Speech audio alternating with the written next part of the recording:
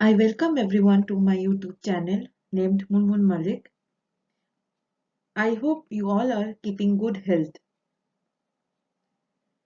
In today's video, I will discuss regarding the Mohammedan Law and Indian Succession Act under the subject Family Law 2 and as per the KSLU syllabus. Let me introduce myself. I am an assistant professor in the law regime, pursuing PhD in law from Alliance University, Bangalore. Completed B.A.LL.B in Intellectual Property Rights Honours from KIT University, Bhubaneswar. Completed LLM with a specialization Corporate and Commercial Laws, where I was awarded Gold Medalist from Alliance University, Bangalore. I am a YouTuber as well as an online educator tutor at Teacher On, professional educator at An Academy, and own a website at Study, Learn and Succeed. If you are studying 3 years LLB or 5 years LLB, this video will be beneficial for you. I hope you gather some valuable information.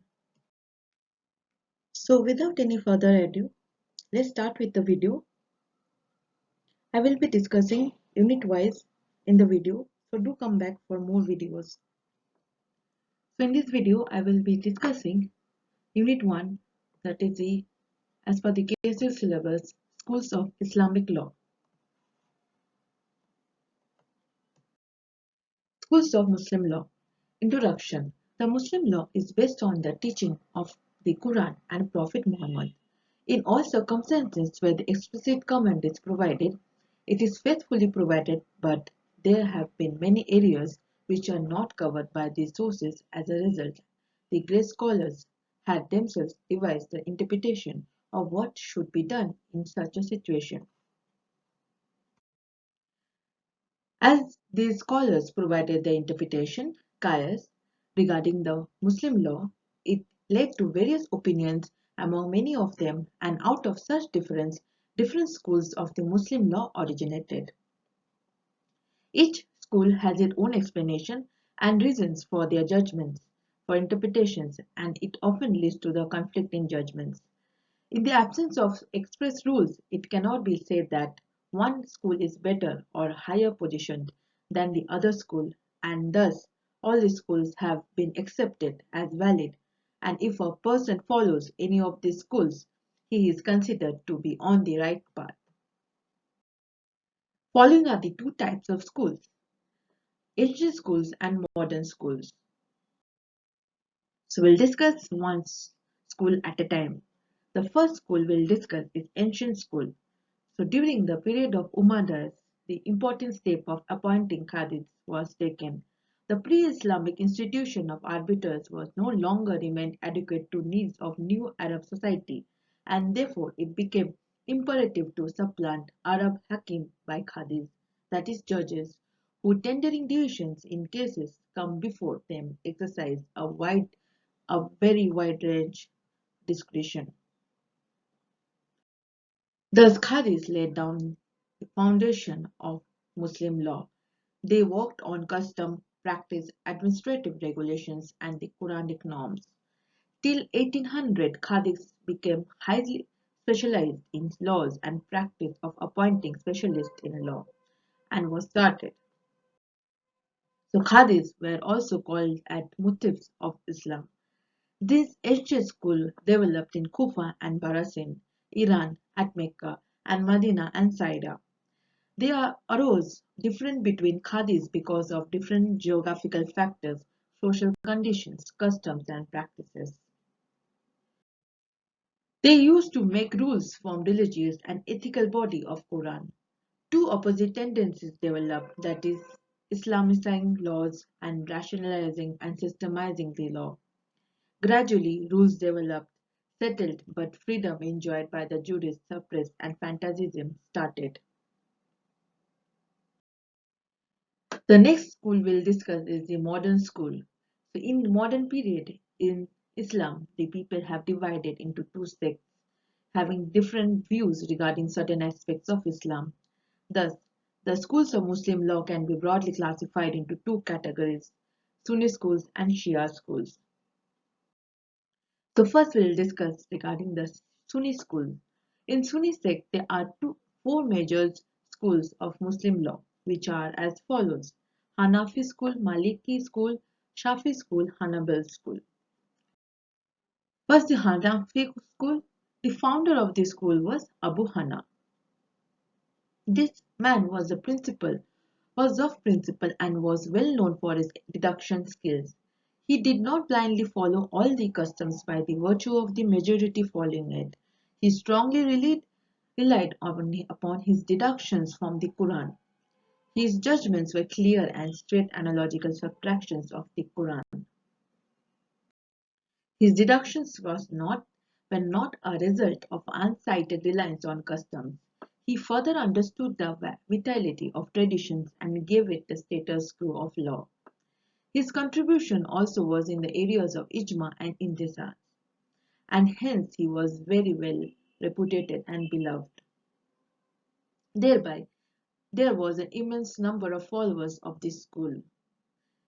His school found in emergence in Iraq and was later on was also followed in India, Pakistan and Egypt. Main features of Hanafi school. First, less reliance on tradition unless their authority is beyond doubt. That is, Abu Hanifa was stricter than others in lifting the traditions. Second, greater reliance on qiyas. Third, a little extension of the scope of ijma. That is, Abu Hanifa advocated the validity of ijma in every age, though in theory it was very strictly confined to companions of Prophet, the Muslim law. Recognizing the authority of local custom and uses as guiding application of law is the third feature of this school. Then evolving the doctrine of istihsan. It means that modification of theory of law in its application to actual fact. The next school we'll discuss is the Maliki school. This school was prevalent in areas like Spain and North Africa. The founder of this school was Malik Anas. He was a strong believer in traditions when it came to the judgment of modern rules or rules suitable for the time period. He believed qiyas and ijmas were the sources to be resorted to as the last resort. More so, he had a very different and unprecedented view towards a matrimonial home. He believed that in a marriage a wife was incapable of owning and maintaining her personal properties, and therefore, according to him, all the property of the wife in the marriage should be owned and maintained by her husband due to his disability. This school had a very different and unique view with regards to the property, and no other schools had such an outlook. Then the Shafi school. This school is followed in places like Indonesia, Malaysia and the Philippines.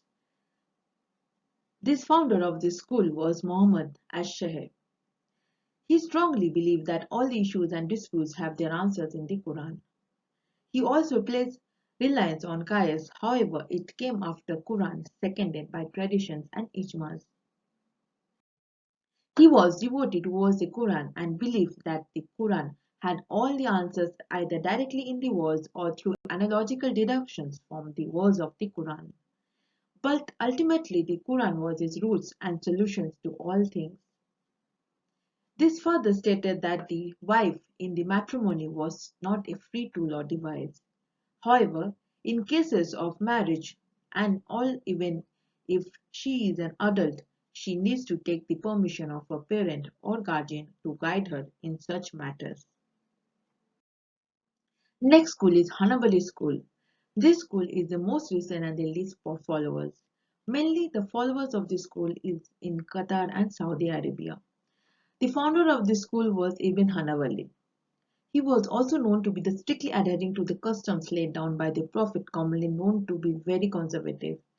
He hardly placed any of his judgments and interpretations to the other sources of Muslim law. Rather, only ijmas were followed in very small cases as a supplement to the teachings of the Prophet. Sources like traditions and qiyas were not much relied upon. Next, we'll discuss the Shia schools. As per Shia sect, there are three schools of law. Shia sect is considered as the minority in the Muslim world.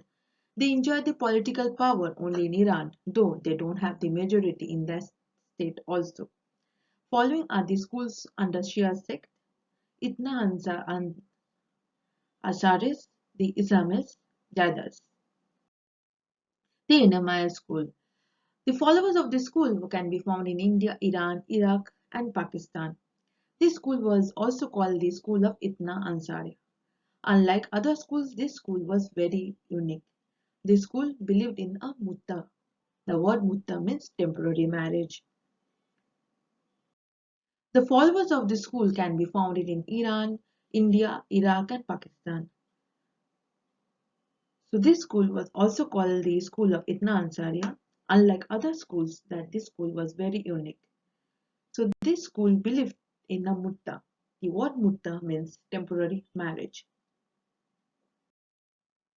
The school further divided itself into two. Akbari sect, the first one, they followed a modern form of legal deductions and reasoning when there requires an interpretation. The traditions by the Imams hold vital importance on following this sect. This sect, as the name suggests, comes from the word Akbari, which is derived from the word news and newspaper. The next is the Usuli sect. On the other hand, Usuli sect, which is in quite a dominance as compared to the Akbaris.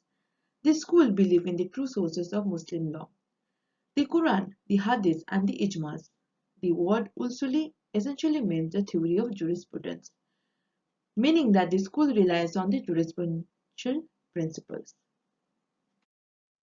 Ismailite school, the following of these schools can be found in Pakistan, India, and Shire. These schools refer to the Nazaris who acknowledge Aga Khan the fourth as the true Imam. However, there was a different division in this sect since the Khojas were actually Hindus and the Bohras, the other sect, believed that the true Imams were different from the two sects. The issue arose when Jafar inherited his eldest son and therefore did not believe him to be the true and divine Imam. This sect as a whole believed that the God is one and the teaching of the Prophet were vital and followed the same as well. Zaidiyah school, the followers of the schools are mainly found in Imam only. The name of the school is from the Jabir and Ali, who was the son of the fourth Imam. The name of the fourth Imam was Ali ibn Hussein. The school believed in the responsibility and political uprise. It was believed that the untrue and the undivine leaders should be revolted against. This school is very similar to the teaching of the Sunni Muslims. Also, they believed that the Muslims should follow the true successor of the Prophet Muhammad, and since Fatima was the surviving daughter, only her son should be the true Imams of Muslim community. Other schools, besides these schools under Shia and Sunni sects, there are some other schools which are also present, which are Ibadi school, Ahmadiyya school. Al-Badi school. Al-Badi is a school which belongs neither to Shia or Sunni sect, and this school claims that its history traces back to the times of the fourth Khalifa Ali. The Al-Badi school gives more preference to the Quran and they do not give the Sunni much importance. This school has also the followers in Oman. One of the most important points about this school is that beside the Quran, it has provided principal consideration of itizah, personal reasoning, which has been partially accepted by the Sunnis and has been completely rejected by the Shias. Ahmadiyya school, even though this school claims to be the follower of Islam, none of the Muslim government has accepted them as Muslims because they believe this school's faith is completely against the faith of Muslims. The Qadian village, which is situated in Punjab in India, is said to be the birthplace of Ahmad and thus this is their holy place and the followers are also known as Qadiani. There is no authoritative book of this school because of its origin is also recent and is no recognition by the other authoritative books of Islam. Thank you so much for watching the video and for your patience and attention. Do subscribe my channel for more videos. Thank you.